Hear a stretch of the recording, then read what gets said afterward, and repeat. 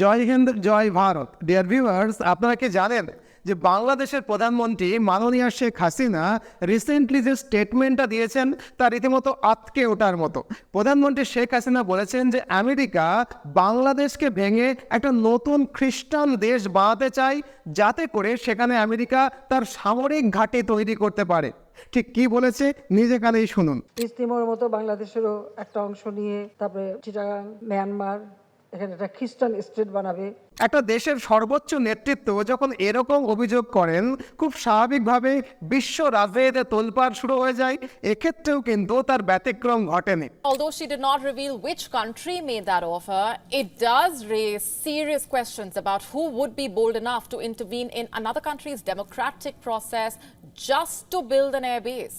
The Bangladeshi premier said she was offered a hassle-free re-election during the January 7th polls if she allowed a foreign country to build an airbase inside Bangladeshi territory. চলুন প্রথমেই আমরা আলোচনা করি যে ঘটনাটা কি।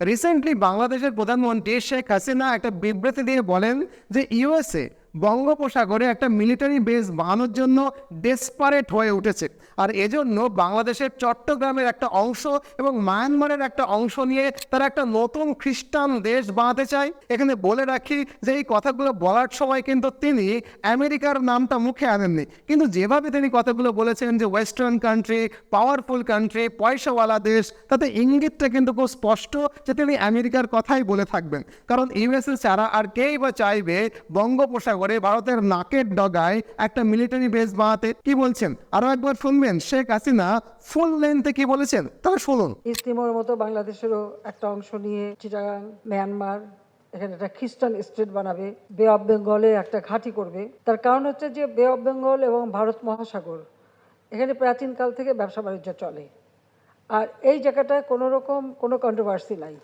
এখানে কিন্তু কোনো কারো মানে ওরকম দ্বন্দ্ব নাই, কারণ ভারত মহাসাগর এবং আমাদের বে অফ বেঙ্গল তো ভারত মহাসাগরের মধ্যেই একটা উপসাগর।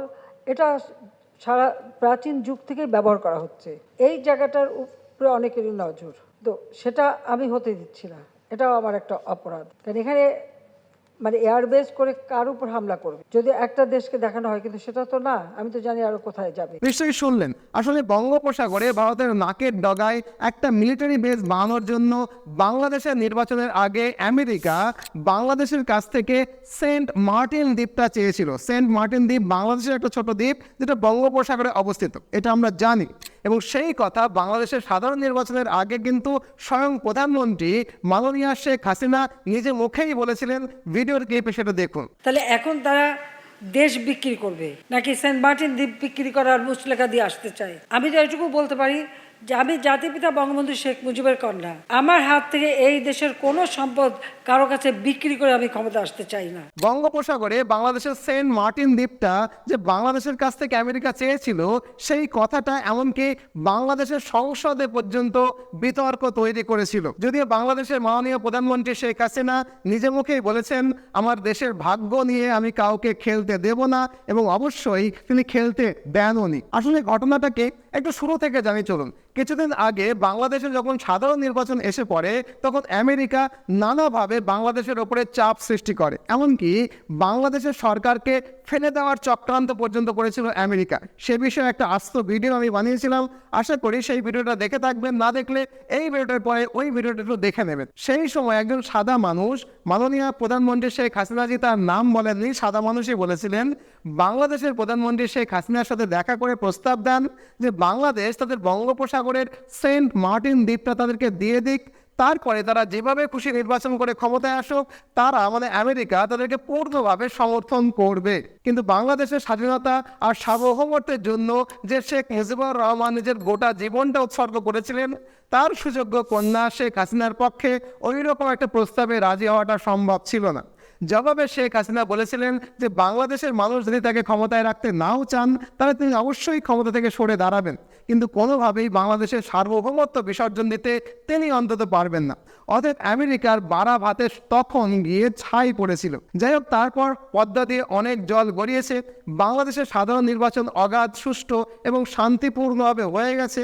মানুষের ভোটে জয়ী হয়ে শেখ হাসিনাজি আবারও বাংলাদেশের ক্ষমতায় প্রতিষ্ঠিত হয়েছেন।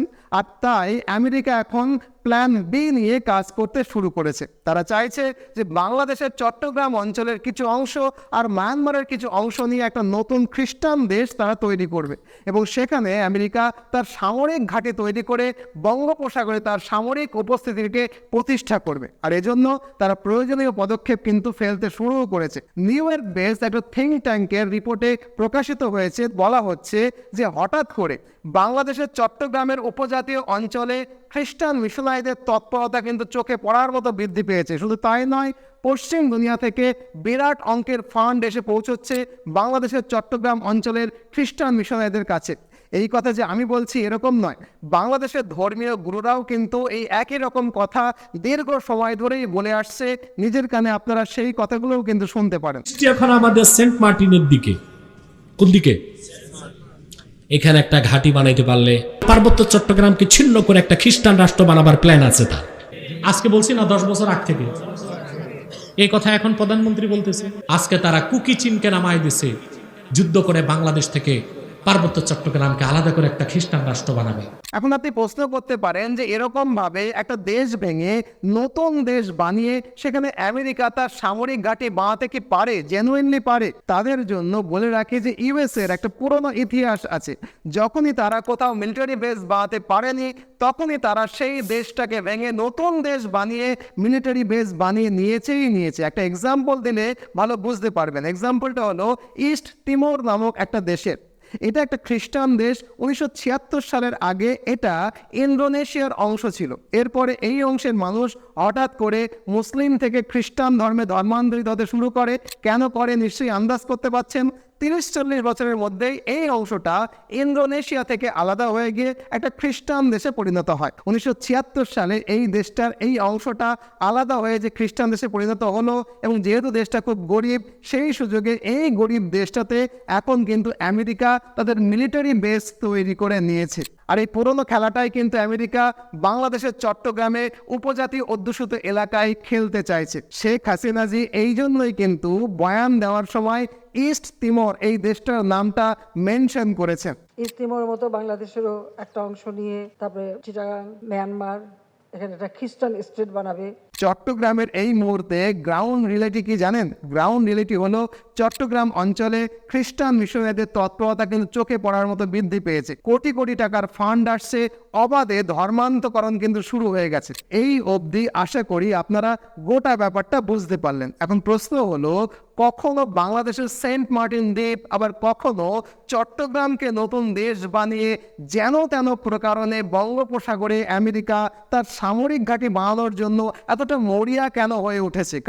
কারণ এশিয়ার চীনকে কাউন্টার করতে গিয়ে তাদেরকে ভারতকে সাপোর্ট দিয়ে যেতে হচ্ছে। আর এই সুযোগে দিনে দিনে ভারত বঙ্গোপসাগরে, ভারত মহাসাগরে এবং আরব সাগরে মহাশক্তি হয়ে উঠছে। চীনের কাছাকাছি বেশ কয়েকটা জায়গায় তাও মার্কিন যুক্তরাষ্ট্রের সামরিক ঘাঁটি রয়েছে, কিন্তু ভারতের কাছাকাছি কোথাও এখনো পর্যন্ত আজ পর্যন্ত মার্কিন সামরিক ঘাঁটি নেই।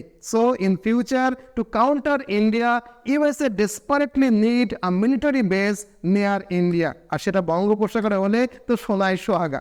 এখন লাখ টাকার প্রশ্ন হলো, ইন্দোনেশিয়া ভেঙে ইস্ট তিমোর তৈরিতে আমেরিকা যেমন সফল হয়েছিল, তেমনভাবে বাংলাদেশের চট্টগ্রাম অঞ্চলে আমেরিকার এই প্ল্যানটা কি সফল হবে? উত্তরটা হলো না।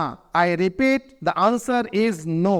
কারণ বাংলাদেশের সরকারে এই মুহূর্তে একজন এমন শক্তিশালী প্রধানমন্ত্রী বসে আছেন যিনি স্বয়ং শেখ মুজিবুর রহমানের লেগেসিকে বহন করছেন। একজন ভারতীয় শিক্ষক হিসেবে আমার ভরসা আছে মাননীয় শেখ হাসিনাজি আর যাই করুন না কেন, তার জীবন থাকতে দেশের সার্বভৌমত্বটাকে তিনি কোনোভাবেই নষ্ট হতে দেবেন না। আর সবচেয়ে বড় কথা, এই সার্বভৌমত্বের প্রশ্নে, সার্বভৌমত্বের স্বার্থে বাংলাদেশের স্বাধীনতা প্রিয় মানুষ, কোটি কোটি মানুষ শেখ হাসিনাজির পক্ষেই থাকবেন, এটুকু একজন ভারতীয় শিক্ষক হিসেবে আমার আশা। এই হলো পুরো বিষয়টার সম্পূর্ণ বিশ্লেষণ। আশা করি সম্পূর্ণ বিষয়টা আপনারা বুঝতে পেরেছেন। যদি ভালো লাগে ভিডিওটাকে লাইক করবেন, কমেন্ট বক্সে আপনারা জানাবেন যে আপনারা এই বিষয়ে কি ভাবছেন। আপনারা কি আমার সঙ্গে একমত, নাকি আপনারা ভিন্ন কোনো মত পোষণ করেন? নতুন হলে চ্যানেলটাকে সাবস্ক্রাইব করে নেবেন। নতুন ভিডিওতে আবার কোনো এক সময় দেখা হবে। আজ এ পর্যন্তই। ভালো থাকুন, সর্বদা ভারতের পক্ষে থাকুন। জয় হিন্দ, জয় ভারত।